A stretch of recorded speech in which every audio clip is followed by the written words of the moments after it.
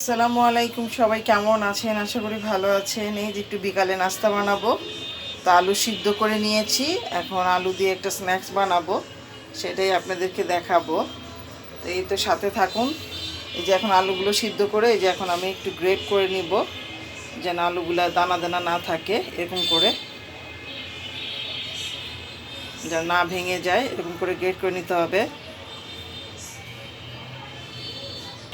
এই যে আলু সবগুলো গ্রেট করে নিলাম, যেন কোনো দানা দানা না থাকে। এই যে এখন সব মশলা মিক্স করব। এই যে আমি এখন এই যে আলু গ্রেট করে নিলাম, এখন কর্নফ্লাওয়ার দিব, তারপরে আমি এই যে পাপরিকা দিব, মরিচ শুকনো মরিচের পাপরিকা, তারপরে দিব গোলমরিচ,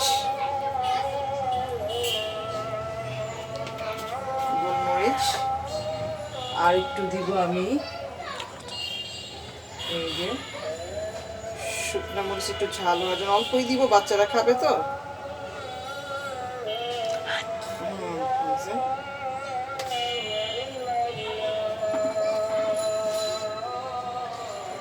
আর এই যে লবণ দিব,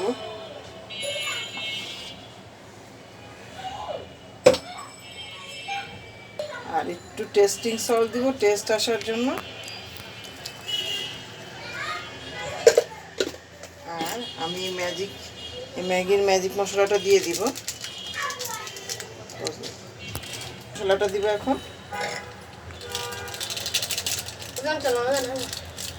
দিয়ে এখন এই যে ভালো করে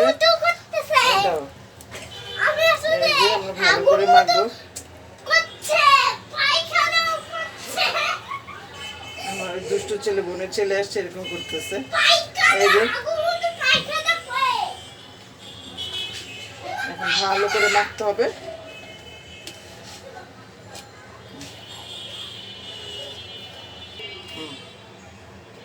দিছো?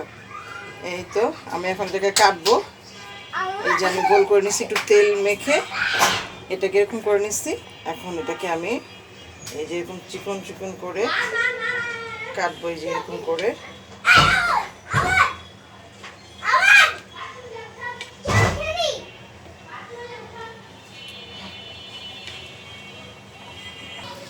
এই যে আমি এই যে কেটে নিয়েছি, এই যে এরকম করে।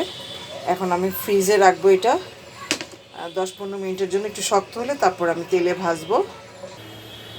এই যে আমি এখন এটা একটু ফ্রিজে রাখবো ডিপে।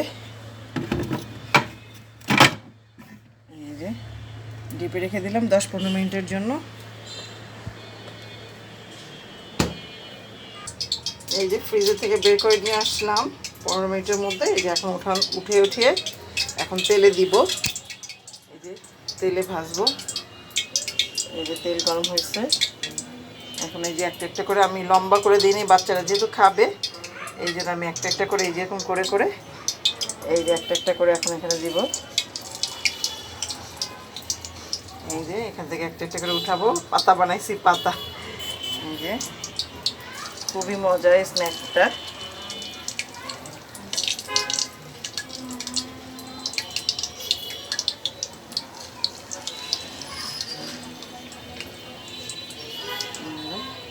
একদম সহজে উঠে যায়।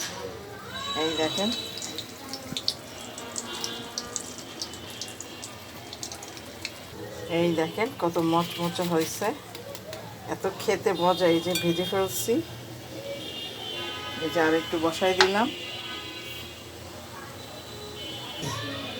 এই যে হয়ে গেল আমার